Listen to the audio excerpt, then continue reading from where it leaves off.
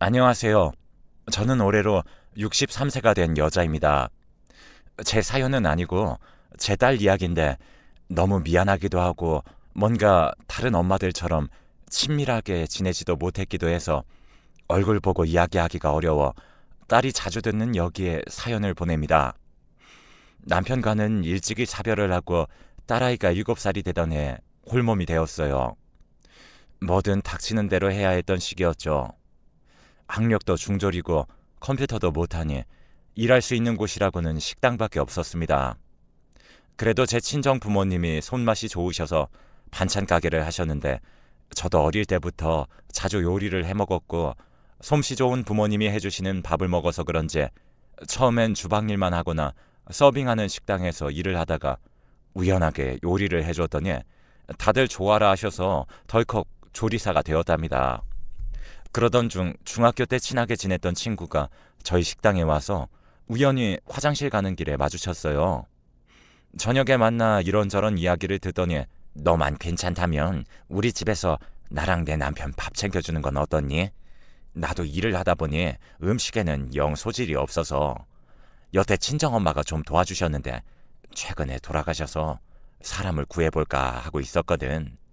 라고 말을 하며 친구가 조심스럽게 이야기를 꺼내더라고요.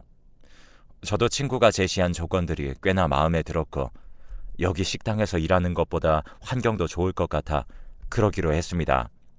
다행히도 제 친구와 그 남편은 건물도 여러 채 있기도 했고 교수를 하던 사람들이라 정말 교양 있고 어떻게 보면 저는 밥 차려주는 식모 같은 사람이지만 존중해 주시는 것이 느껴져서 너무 좋은 일자리라 생각했어요. 그렇게 5년 정도 일을 하다 보니 친구가 출퇴근하기도 힘들 거고 월세 내기도 힘들 텐데 2층에 사는 건 어떠냐고 물어보더라고요. 2층에 세를 내주고 있지 않았어? 라고 제가 물어봤더니 친구가 거기 이번 달까지만 살고 다른 곳으로 이사를 가거든. 근데 나도 모르는 사람들이 왔다 갔다 하는 것보단 차라리 너가 거기 사는 게 훨씬 좋을 것 같아서 라고 친구가 말했습니다. 저는 솔직히 너무 좋았어요. 말이 2층이지 정말 넓고 비싼 곳이라 꿈에도 못 꿔본 것이었거든요.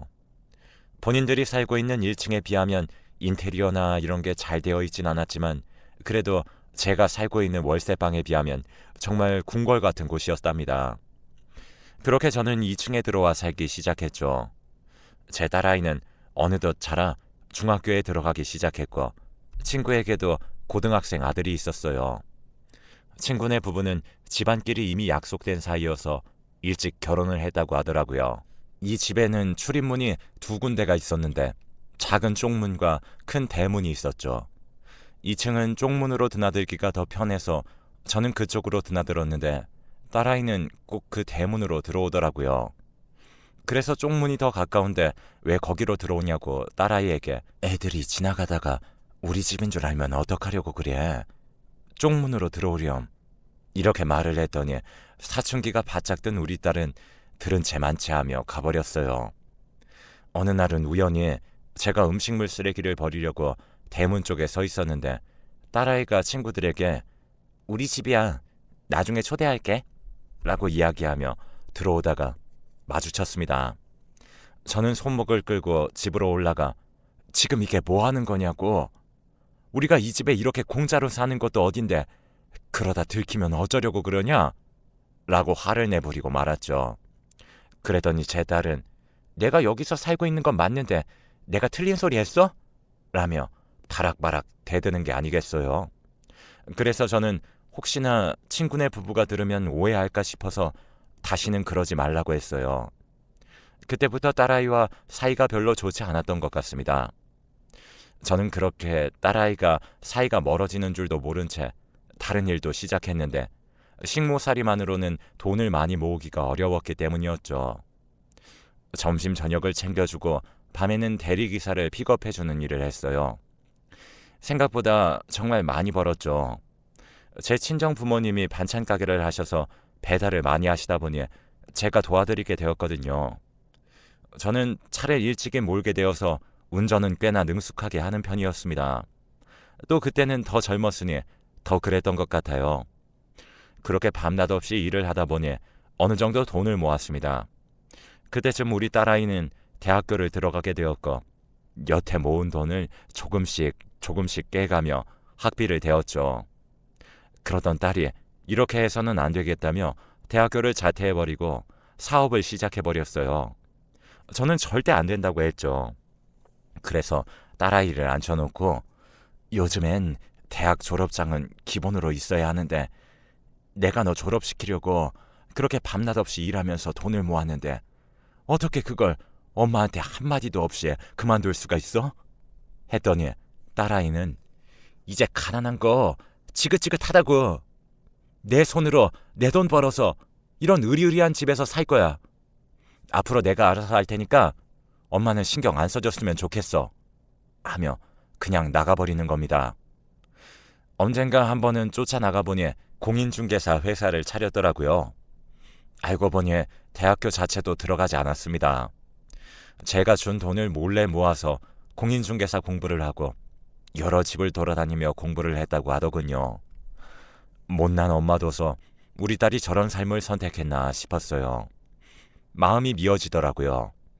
나랑은 다른 삶을 살았으면 좋겠어서 그렇게 악착같이 벌어 학비를 마련한 건데 왜 그런 선택을 한 건지 딸이 이해가 안 되기도 했지만 제가 또 뭐 해준 게 있다고 이제 와서 엄마 노릇 한다는 것도 웃긴 것 같았습니다. 그렇게 딸아이는 공인중개사를 차린 후로 집에 오는 날도 적어졌어요. 그렇게 딸은 어느 순간부터 이 지역에서 알아주는 공인중개사가 되었죠. 아무래도 부자 동네다 보니 중개비도 다른 곳에 비해 몇 배 이상은 받은 것 같았습니다. 그렇게 딸은 5년 정도 일을 하고 나더니 친구네 부부 근처에 정말 좋은 집을 구했고 저는 그 집으로 이사를 했었어요. 친구네 부부는 진심으로 축하해줬어요. 딸아이는 그날 그 부부에게 큰 꽃다발을 안겨주더라고요.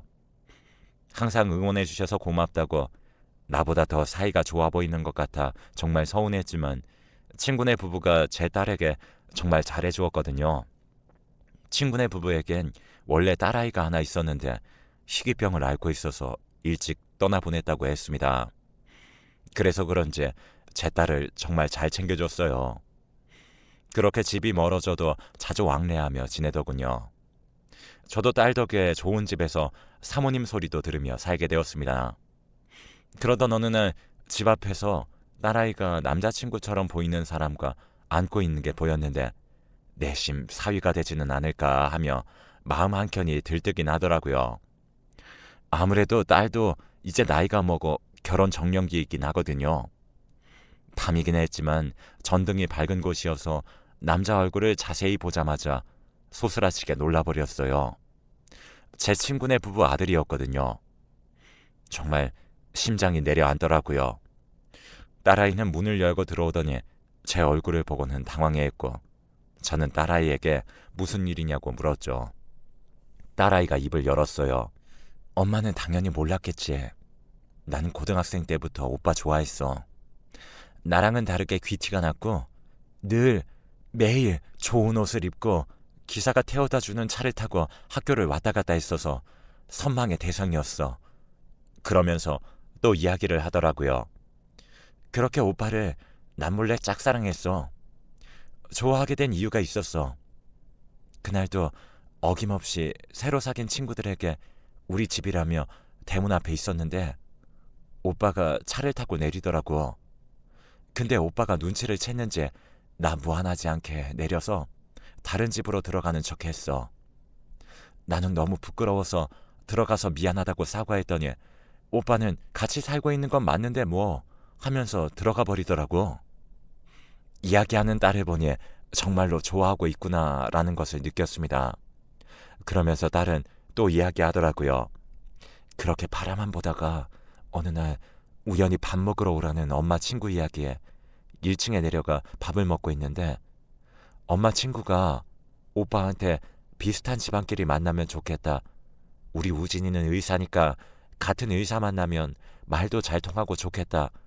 이렇게 이야기를 하니까 오빠는 그냥 말 잘 통하기만 하면 되지 이러더라고. 그때 마음 먹었어. 내가 돈을 정말 많이 벌어서 학력은 몰라도 오빠랑 비슷한 집안이 되어야겠다고. 그렇게 이 집을 들어오고 나서 용기 내 오빠에게 데이트 신청을 했어. 오빠는 좋다고 했고 그 뒤로 쭉 만나고 있는 거야. 라고 이야기를 다 해주었습니다. 저는 걱정되는 게 너무 많았습니다. 제가 어려울 때 도와줬던 친구지만 왠지 사돈이 된다고 생각하면 그 친구가 반대할 것만 같았거든요. 친구는 늘 제게 아들 이야기를 하면 저렇게 귀하게 키운 아들이라 누구에게 주기도 아까울 것 같다고 입버릇처럼 이야기했기 때문이죠. 그러면서 덧붙이는 말로 정말 좋은 집안에 갔으면 좋겠다고 했었습니다. 그래서 저는 딸에게 그냥 헤어지는 게 좋을 것 같다 했어요. 마음은 아프지만 저 집안에서 널 반겨줄 것 같으냐고. 친구 딸이니까 좋아해 준 거지. 며느리라면 이야기가 달라질 거라며 어르고 달랬습니다. 그런데 딸은 엄마는 또 그렇게 이야기할 줄 알았어. 엄마는 한 번도 내 입장을 생각 안 해주지? 하며 나가버렸습니다. 그렇게 나가서는 집에 돌아오질 않더라고요. 전화를 해도 받질 않았습니다. 그렇게 3일이 지나고 친구에게 전화가 왔는데 혹시 우리 아들한테 전화가 왔었니? 라고 물어보는 겁니다. 그 순간 제 심장이 철렁했어요. 설마 했죠. 그래서 덜덜 떨리는 목소리로 왜 우진이 일 가지 않았어?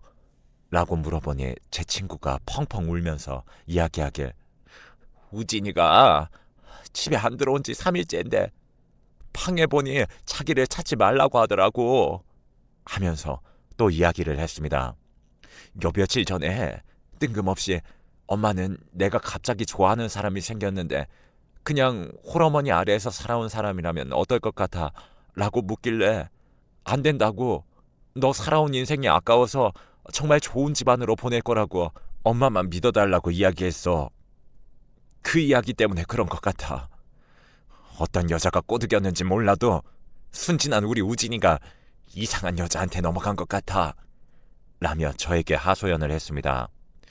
저는 덜덜 떨리는 마음을 가라앉히며 일이 있으니 나중에 다시 통화하자고 했죠. 하늘이 노을해지는 느낌이었어요. 어떻게 해결을 해야 할까 했는데 며칠 후 사단이 났더군요. 제 친구가 제 딸을 데리고 들어오는 게 아니겠어요. 너무 놀란 저는 눈을 동그랗게 뜨고 무슨 일이냐고 하니 처음 보는 친구 눈빛이었어요. 살쾡이같이 뜨며 저에게 너는 알고 있었다며. 내가 널 어떻게 대했는데 나한테 이렇게 배신을 해? 둘이 만나는 거 알고 있었다며?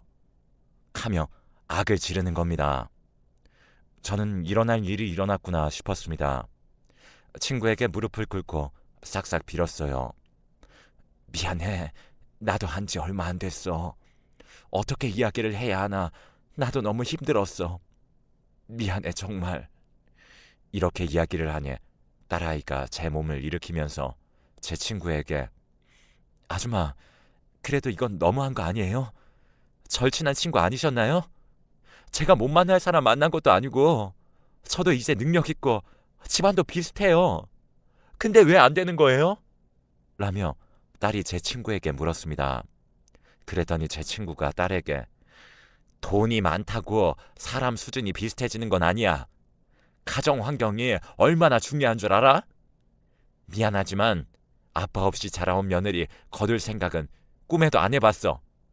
절반짜리 가정에서 자라왔는데 제대로 된 가정이 꾸려질 것 같아? 밑 빠진 독에 물 붓기야. 그런 건 노력해서 되는 게 아니고 결핍된 채로 살아가는 거야. 라며 쏟아내버렸습니다. 그러면서 제 친구가 절 보면서 역시 검은 머리 짐승은 거두는 게 아니라더니 내가 설마 너한테 이렇게 뒤통수를 맞을지 누가 알았겠어? 다시는 내 눈앞에 나타나지 마! 라며 소리치고 나가버렸습니다. 딸아이는 며칠 동안 방 안에 콕 하고 박혀서는 나오질 않았습니다. 그러더니 갑자기 다른 사람처럼 일만 하더라고요. 걱정되는 마음에 조금 더 마음을 추스려라 했는데 몇 달 여행을 다녀오겠다고 하길래 보내줬죠. 그런데 그 몇 달 후에 아이를 안고 들어오더라고요. 그러면서 아이를 맡기고는 또 출근을 했습니다. 맞아요. 그 사이에 그 친구네 아들의 아이를 낳았더라고요. 내 딸을 닮아 똘망똘망한 눈에 우진이를 닮은 콧망울이었어요. 전 몇 번이나 망설이다가 아이를 안고 그 친구네를 찾아갔는데 우진이도 마침 있더라고요. 우리 딸이 너네 집 손녀를 낳았다고 내 딸은 미워하더라도 이 아이만은 낳았다는 소식을 전해주고 싶었다고 하니 그 친구가 누구 손녀라고? 나는 모르는 사람이야. 그러니 모르는 아이 데리고 나가! 라며 보내버렸습니다. 우진이는 제 뒤를 쫓아와 한번 안아보겠다고 하면서 안더니 눈물을 흘리더라고요. 제가 꼭 다시 돌아갈게요. 아이가 생겼으면 책임져야 하지 않겠어요? 라고 말을 하고는 다시 집으로 들어갔습니다. 그렇게 며칠 후 우진이는 저희 집으로 왔습니다. 부모님은 설득한 거냐고 물어보니 다시는 얼굴 보지 않기로 약속하고 나왔다고 하더군요. 괜찮겠냐고 물어보니 내 딸이 있는데 어떻게 모른 척하겠냐며 그게 사람이냐고 하면서 새로운 가정을 꾸리게 되었습니다. 딸아이는 처음에는 당황스러워하며 나가라고, 당신 가정으로 가버리라고, 이 아이는 내가 키울 거라며 몰아세우더니 꿋꿋한 의지를 보이는 우진이의 모습에 이제는 못 이기는 척하며 잘 지내고 있습니다. 그렇게 평화로운 순항을 하는 듯 보이던 저희 집에 재정난을 겪으며 휘청해버렸어요. 딸아이가 어느 때와 다름없이 중개 일을 하러 나갔다가 사기를 당한 것이죠. 주인분이 이미 다른 사람과 계약했던 집인데 저희 딸아이에겐 계약하지 않은 집처럼 소개시켜 주었고 서류상으로도 별 이상이 없어서 다른 분하고도 이중 계약이 되어버린 것입니다. 그렇게 집주인은 돈만 챙기고 도망가 버렸고 저희 딸에겐 철저히 조사해보지 않았다는 책임을 물어 거금의 합의금을 물어주어야 했습니다. 당연히 지금 살고 있는 집에서도 나가야만 했었죠. 그렇게 우리 네 식구는 다시 월세방으로 몰렸습니다. 딸아이는 이미 그렇게 소문이 나버려 계약하러 오지 않더라고요. 신뢰가 자산인 중개업인데 이렇게 되어버리니 아무도 찾질 않았습니다. 우진이도 부모님이 차려주신 개인 병원에서 일을 하고 있었는데 집을 나온 후로 거기도 그만두게 되어 육아를 맡고 있었던 터라 의사일도 제대로 못하고 있었거든요. 워낙 오냐오냐 커서 그런지 본인이 스스로 뭔가를 할 줄 아는 게 별로 없었습니다. 이렇게 어렵게 생활하다 보니 우진이는 점점 저랑 딸을 원망하기 시작했고 자신의 부모님 밑에 있었으면 의사로 떵떵거리며 살고 있었을 건데 이렇게 된 처지를 딸과 저에게 불평불만하며 살게 되었죠. 그러던 어느 날 더 이상은 같이 못 살겠다고 부모님께 돌아가겠다고 가버렸습니다. 쪽지 한 장만 남긴 채로 말이죠. 그때부턴 저도 딸아이도 피폐한 나날을 보냈습니다. 한편으론 정해진 운명이 있었나 싶기도 했습니다. 가난을 타고난 저희 모녀가 그걸 어기고 잘 살아보려고 해서 가난이 다시 저희를 부르는 것만 같이 느껴졌습니다.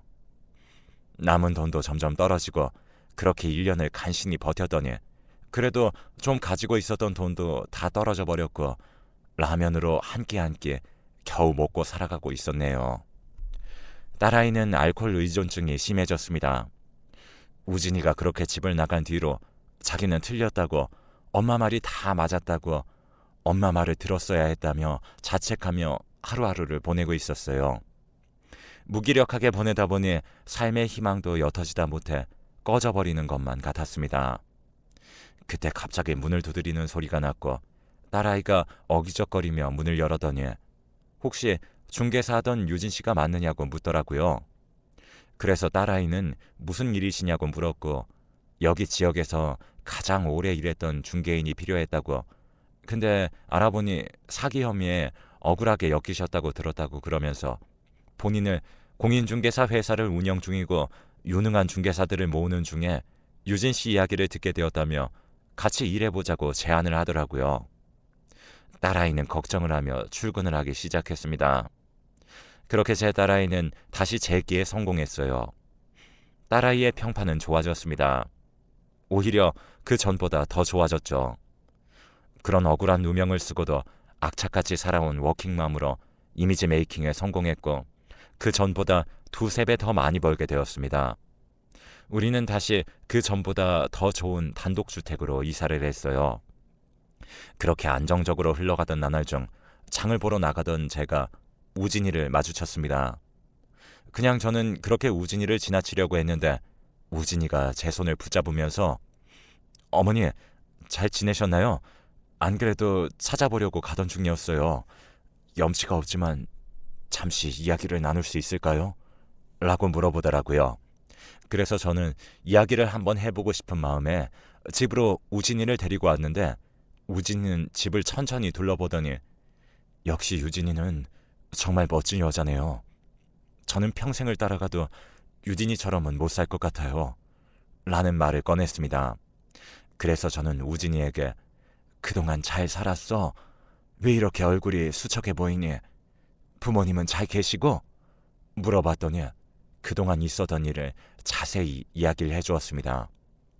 무진이는 저에게 사실 그때 무능해 보이는 저에게 너무 화가 났어요. 집안이 그렇게 풍비박산하는데 제가 할 수 있는 게 없어서요. 그래서 더 이상 짐이 되면 안 되겠다 싶어서 그렇게 집을 나가 노가다를 시작했어요. 그래도 젊으니 뭐든 할 수 있겠다 싶었죠. 그런 게 평생 몸쓰는 일을 안 해봐서 그런지 정말 여태까지 살면서 그런 말들을 처음 들어봤어요. 라며 하하 웃더니 매일 모범생이라며 칭찬만 듣던 제가 그곳에서는 쓸모가 없는 놈이더라고요. 몸만 멀쩡하지 할 줄 아는 게 없다며 매일 구박만 받았어요. 라며 웃으면서 말을 이어나가더라고요. 그렇게 1년을 하다 보니 정말 많은 돈을 모았어요. 그 돈으로 빚이 아직 더 많긴 하지만 대출을 받아 개인 병원을 조그마한 곳에 차렸죠. 그렇게 혼자 홍보도 하고 입소문도 조금 나기 시작하니 부모님께서 찾아오더라고요. 이런 곳에서 지냈냐고 하더니 그 전에 제가 운영했던 병원 건물을 주시고는 그래도 가장인데 이런 곳에서 제대로 된 돈이나 벌겠냐며 그렇게 말하시고는 가버리셨어요. 우진이는 또다시 너털 웃음을 지으며 말했어요. 저도 나름 성공했다고 유진이를 찾으러 가더니 이름만 대도 아는 공인중개사가 되었더라고요. 저는 평생 유진이 못 따라잡을 것 같아요. 말을 하고 나서는 제 손을 잡으며 어머니, 저 다시 받아주실 수 있나요? 라고 물어보는 게 아니겠어요. 저는 우진이의 손을 잡으며 우리 딸에게 먼저 허락을 받는 게 낫지 않겠어? 너랑 같이 살 사람은 우리 딸이잖아. 라고 이야기를 했고 둘은 그동안의 서로 힘든 이야기들을 자기가 더 힘들었네 서로 내기하듯이 말하더니 다시 합치기로 했습니다. 다시 저에게도 봄이 찾아왔네요. 가난이 저를 끌고 가는 것처럼 보이던 세월들이었는데 지금은 행복이 저를 끌고 가는 것처럼 보여요. 그동안 힘들었으니 이제 그만 힘들라고 그래서 제가 좋은 곳으로 가려나 봐요. 그렇게 다시 합쳐서 산 지 얼마 안 됐을 때 저에게 암이 찾아왔어요. 시한부 선고를 받았죠. 길면 6개월이다나 뭐라나. 딸과 우진이는 제 얼굴만 보면 울어요. 고생만 하다 간다고요. 근데 저는 제 딸과 우진이 때문에 더 행복했어요. 그래서 복받아 천국에 빨리 가는 거라고 했죠. 늘 나를 모시느라 제대로 된 신혼생활도 못했는데 딸아이에게 그런 시간들을 너무 늦게 준 것 같아 미안하기도 하네요. 다른 모녀처럼 살아오질 못해서 그런지 이 말을 하려니 목이 메어서 여태 미루며 말을 못했어요. 딸아, 내 딸로 태어나줘서 고마워. 엄마가 먼저 가서 하늘의 좋은 기운들 다 끌어모아서 우진이랑 우리 소녀 하은이에게 다 밀어줄게. 그러려고 엄마가 먼저 가 있는 거니 너무 마음 아파하지도 말고 마음 쓰지도 않았으면 좋겠어. 이렇게 전해주었으면 좋겠습니다. 긴 사연 들어주셔서 감사합니다.